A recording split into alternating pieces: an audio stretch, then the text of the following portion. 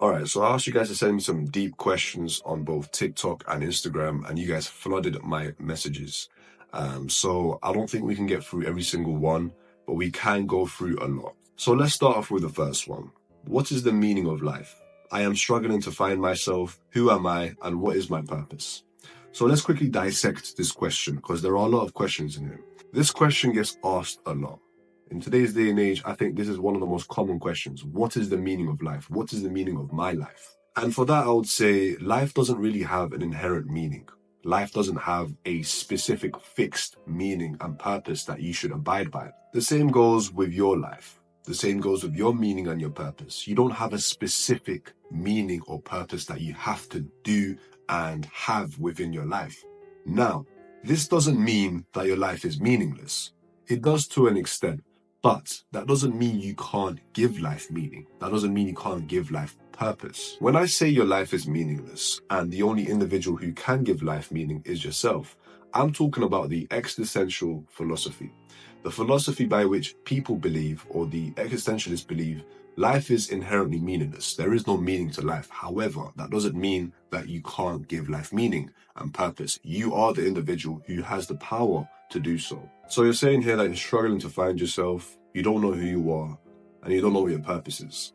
And for that, I would definitely say, lock yourself in a quiet room with no distractions and reflect on who you are. Reflect on your emotions, reflect on your thoughts, and listen to that inner voice that's within you. We are so distracted by social media that we often get disconnected from our inner voice, this inner voice within us that essentially tells us what they want, right? What it wants. This entity within us tells us what it wants. And so when you distract yourself with technology or any other thing that's dopaminergic, you don't really hear that voice within you because your mind is distracted with something else, right? So the volume of this voice goes down. As you remove the distractions, you will start to hear that voice within you get louder and louder. So I'll definitely say sit with yourself and reflect on your life. Reflect on what you'd like to do. Reflect on what you're good at, what you love doing, what does the world need from you, and what can you be paid for. And for those who don't know, I am talking about the Ikigai philosophy. The Ikigai philosophy is a Japanese philosophy that essentially provides people with meaning and purpose, right? If you do want me to talk more about this philosophy, comment down below and I'll make a video about it. All right, so the next question is, how do you treat someone you love if they don't treat you like the way you want them to treat you? Communication. If you don't let your partner know your concerns about the relationship or about them specifically, how will you solve the problem? How will you guys solve the problem together? Communication is the foundation to a relationship. Obviously, you do need comprehension from the other side, but if you don't have communication, how can you have comprehension, right? So if this is bothering you, do let your partner know. Let them know your concerns. And if they don't want to comprehend what you're saying, if they don't want to listen to what you're saying, perhaps reconsider the relationship. That should tell you everything that you need to know. All right, the next question is, how do you deal with jealousy? It seems unfair that everyone had to live different lives. Some were easy, some were hard. And what to do if I envy those who had it easy? By stopping comparing yourself to other people's lives. Most of us compare our lives to the other individuals that we see around us, specifically social media. And the reason why this is a problem is because most of what you see on social media is a facade. People post their highlights on social media. There's a reason why Instagram has highlights on their page or their app, for example. They want people to show the best moments of their lives. They don't want people to show the bad side of their lives. Obviously, people can, but most people don't because they don't want to appear weak. And so you're looking at these people's lives on social media, comparing their highlights to your behind the scenes and saying that they have it easier than you do, which isn't necessarily the case. Sure, people may be ahead of you in life, but that doesn't mean that your life is now bad or meaningless, right? You must understand that the people you're comparing yourself to are levels ahead of you. You can't do anything about that, I'm afraid. Some people just happen to have that within them, and some people just happen to have that life, right? I want you to know something. Comparison is the thief of joy. Comparison is the product of your ego, right? Your ego is comparing your life to someone else's life. And it doesn't matter if it's comparing your life to someone else's life that is below you or above you.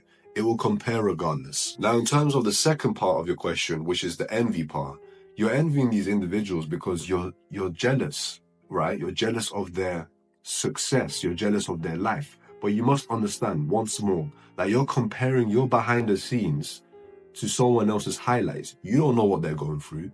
They may be going through the same things you're going through. They may also compare their life to someone else's life. So in essence, it's very useless to compare your life to other people's lives, as you don't know what they're going through. All right, so the next question is, Stoicism places a high value on virtue.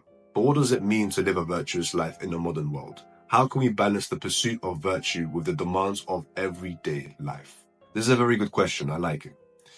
Now, what does it mean to live a virtuous life? Virtue, in essence, means good. So replace the word virtuous with good. How do you live a good life? That depends on what you believe good means. What is your definition of good? So let's talk about my definition, for example. I'm going to go based off my definition. So I believe a virtuous life, a good life, is a life where you live with integrity. You spread kindness, not hatred. You don't talk ill about people. You don't gossip, right? You're not ignorant. You're open-minded and you want to learn more about life. You don't try to force things to happen the way you want them to happen, but rather you let life happen the way it wants to happen. So once again, I suppose it depends on your definition of good. So what I want you to do is reflect on your definition. What do you believe good is? What do you think a good life is? And then live by that. The next question is, what is one moment in your life that shaped who you are today? When I discovered meditation. The moment I discovered meditation was when my life truly changed, because meditation helped me understand who I was. Meditation helped me reflect upon my problems and who I truly was. I can also say that meditation helped me discover Stoicism, the Stoic philosophy that I essentially preach majority of the time on my pages. Meditation improved my emotional intelligence. It improved my awareness. It improved my composure, right? I had control over my emotions. And so I didn't really have the need or the desire to get angry or to be sad.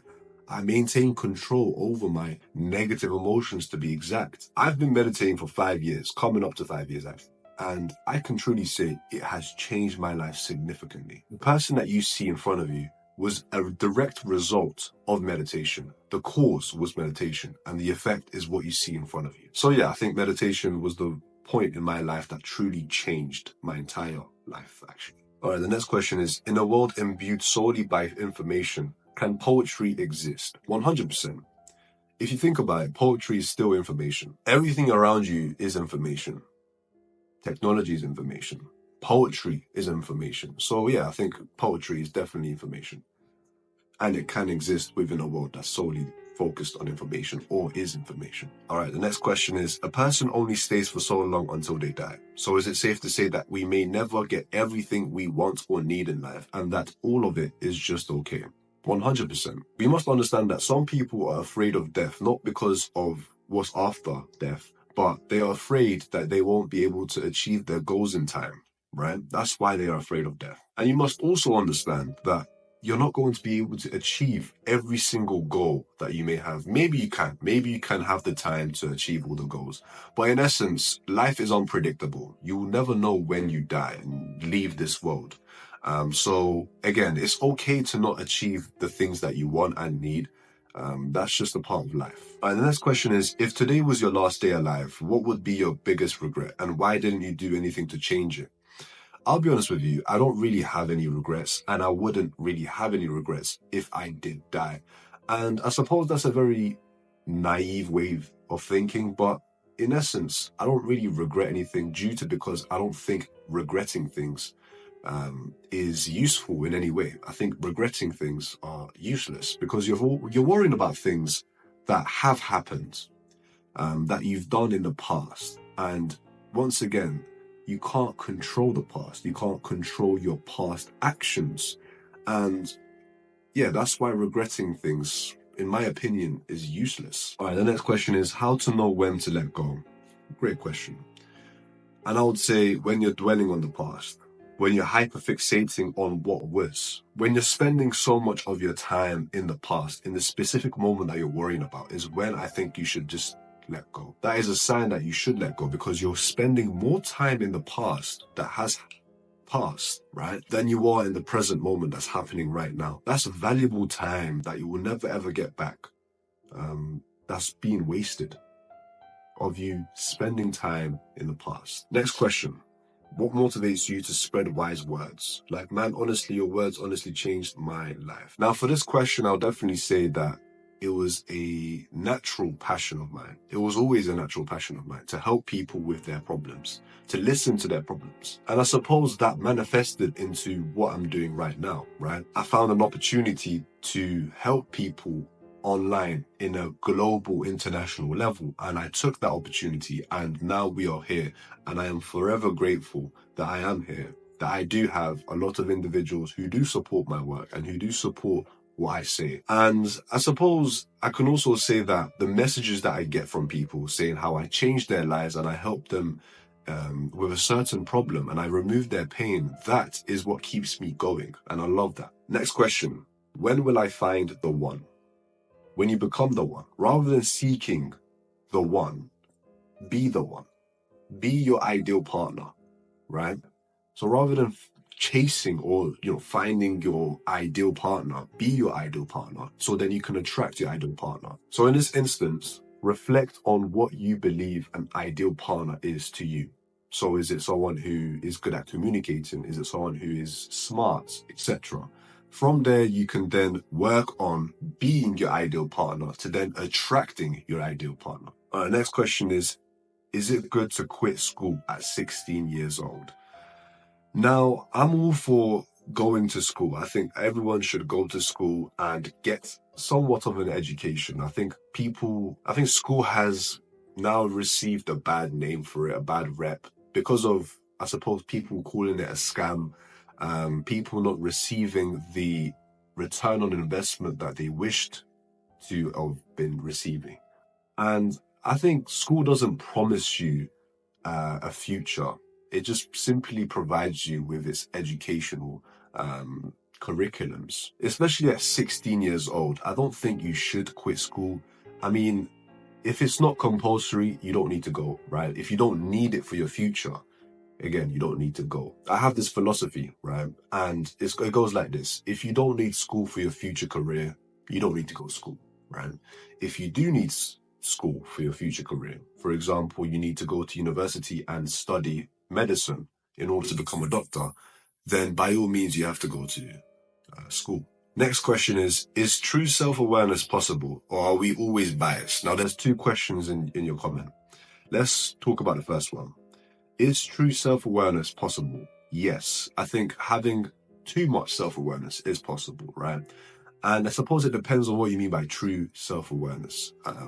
I suppose I'm presuming it means that you're talking about having too much self-awareness. And it is possible. Being too aware of yourself is definitely possible. And for your next question, you said, are we always biased? I think we are, yes. I think even if we're trying to talk about something that is somewhat objective, we do have our own personal biases, whether it's our own opinions, beliefs, or feelings within that specific point that we're making. That doesn't mean we can't be unbiased. Now, it's definitely possible to be unbiased. However, it is somewhat difficult in a sense, because we are all biased in our own ways, right? We all have certain belief systems and opinions that we strongly or wholeheartedly believe in to be true. All right, next question is, what role does society play in shaping identity? I think if you were to look, for example, to a religious country, right, they have societal norms. Like a Muslim country would have a societal norm of women have to wear hijabs as part of the religion and as part of the culture. That can significantly affect one's identity, as perhaps that person may not want to wear a hijab.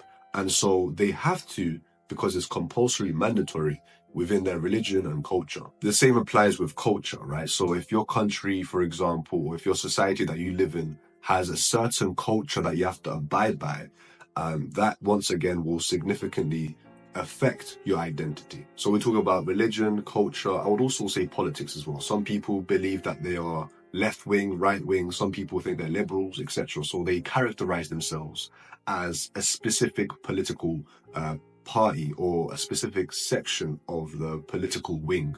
Next question is it true that Stoicism doesn't eliminate suffering? It simply changes our reaction to it? Yes. You can't eliminate suffering. Suffering is an inevitable part of our lives, and we will suffer at one point in our lives. It doesn't matter what the suffering is. What Stoicism does is it changes our reaction, our response to the suffering. Two people can experience the same suffering, but one will suffer and one will remain calm and composed. Why? Because it's your reaction and not the suffering itself. Next question. Is empathy an innate trait or learned behavior? I think it's an innate trait because if you were to look at children, for example, young toddlers, they do have a sense of empathy within them.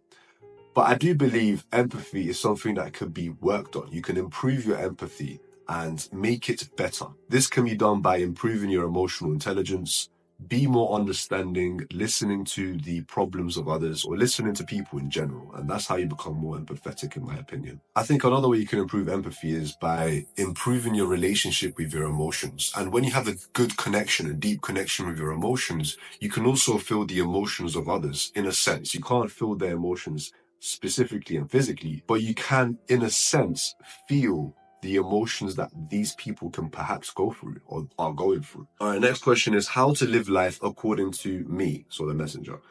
For me personally, I think I will go by the Buddhist, Ikigai, and Stoic ways of living. So let me quickly dissect it. I think that individuals must experience suffering. I think suffering is a part of life, and one should seek to learn about suffering and seek to learn from suffering, as suffering has a lot of valuable lessons within it. I also believe an individual should live with integrity, so doing things without needing a praise or round of applause, etc. So it's going back to that question about living a virtuous life. So living with integrity, having an open mind, remaining calm in stressful situations, accepting what you can't control, accepting suffering, changing your reaction to suffering, and overall just living a virtuous life is what I would believe in. Next question is what to do when you get insulted. Change your perception of insults. Rather than viewing it as insults, view it as something else, right? The reason why you're insulted by what they're saying is because you're viewing it as an insult. What you believe it is, it is. If you believe it's an insult, then it's an insult. If you believe the situation you're experiencing is embarrassing, then guess what? It is embarrassing. If you believe the situation that you're going through is awkward, guess what? The situation is awkward. Your perception alters your reality. So make sure you alter your perception in order to alter your reality. All right, next question is, if life was meant to be a test, why do we have good days? That's the thing. I don't believe life is a test. I think life just is, right? Life is just life. It doesn't really have a meaning. It doesn't really have a set rule that you have to abide by. Life doesn't come to you and says, you have to do this, you have to wear this, you have to live this way. It doesn't say that because life is just life. It just exists. But in my perception, I think life is a wave. Life has good days and life has bad days. You will always experience good days and you'll always experience bad days. Good days and bad days are variables. They're not fixed, which means you're never going to always be happy. You're never always going to be sad. Some points in life you're going to be happy and some points are going to be sad. And that is the duality of life. That is the wave of life. All right, the next question is how to regain someone's trust. I want to talk about a few things about this one. Trust is something that takes time to build, right? It's not something that happens overnight. It's not something that is immediately present within the beginning of a relationship. It will take time to build. The second thing I want to say is learn from your mistakes, learn from your failures. What caused this person to lose trust in you? What did you do? What did you say in order to make this person lose trust within you? From there, you can understand, okay, I can avoid doing this again because that is where I've crossed their boundary. What you can also do is talk to the person about their boundaries. Where can you cross and where can you not cross, right? That is really important. Understanding their boundaries is crucial. And finally, be patient. As I said before, trust is something that takes time to build and it doesn't happen overnight. You have to be patient with building it. So overall, be patient, learn from your mistakes, learn from your failures, and talk to your partner or talk to the person about their boundaries. All right, the next question is, do you think humans are really worthy of living? I think every life form is worthy of living. We are privileged to be here. It's a privilege to be alive. The odds of you existing is unimaginable. 1 in 400 trillion is the odds of you existing. It's difficult to fathom that number. 400 trillion is so many zeros, right? And because of those odds, because it's so rare for us to be here, I think it's worthy of us being here. I think we're worthy of existing. All right, the next question is, how can I be consistent? In order to be consistent, you have to first be committed to what you're doing. If you're not committed to what you're doing, forget consistency. You must first want this thing to work. You must first want the outcome that you're desiring. And so when you're committed to what you're doing, when you love doing what you're doing, you're naturally consistent within it because you want it to work. You want this outcome, whether it be success, love, inner peace, etc., whatever it is. So remember, without commitment, you will never start. And without consistency, you will never finish. So without commitment, you will never be consistent. Always remember that. The next question is, can true equality exist in a society where everyone's potential is inherently defined by their environment? And if so, does the pursuit of fairness merely reinforce the hidden hierarchies we claim to dismantle? That is a very good question, an interesting question to be exact. I think true equality cannot be achieved. The reason why I don't believe equality can be achieved in this society is because we are not all the same. Everyone has different cultures, religions, everyone has different hierarchies, and not everyone is the same. Everyone is different in their own way. And for the last part of your question, you said, does the pursuit of fairness merely reinforce the hidden hierarchies we claim to dismantle? I don't see how it would reinforce the hidden hierarchy, because if we are seeking for fairness, then we would essentially destroy that hierarchy. We would remove that hierarchy of these people on top, then we have these people at the bottom. Okay, I think those are the questions that I've answered today. If I didn't answer a question and you do want me to do this again, do let me know in the comments below. I don't want this video to be too long, and that's why I've essentially limited the amount of questions that I've answered in this video. So yeah, do let me know, and that's all from me.